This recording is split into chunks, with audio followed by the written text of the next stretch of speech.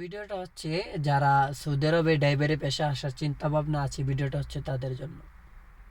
সবসময় মনে রাখবেন, এই বিদেশে আসার পরে যদি সৌদিদের বাড়িতে কাজ করেন তাহলে সবসময় খেয়াল রাখবেন কখনো আপনাকে যোগ্যবান দেখাতে যাবেন না।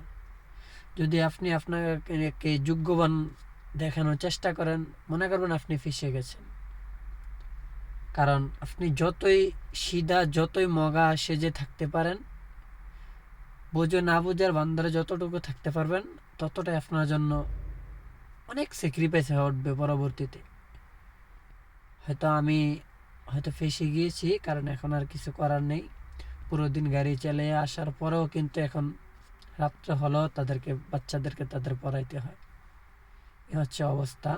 কারণ আমার শুরুতে ভুল হয়েছিল যে আমি আসলে জানতাম না, এটা সবাই তো আর এই বিদেশে আসার পরে সব কিছু জানে না। আর আমি মূলত এই পেশায় আসি নেই, যার কারণে কারো কাছ থেকে পরামর্শ নেই যে এরকম হয়।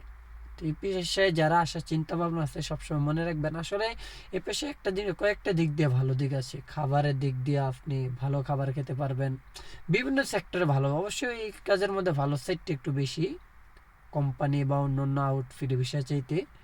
তো এই সবসময় এটাই জিনিসটা খেয়াল রাখবেন যে কখনো নিজেকে যোগ্যবান দেখাতে যাবেন না, নয়তো পেশে যাবেন আপনি।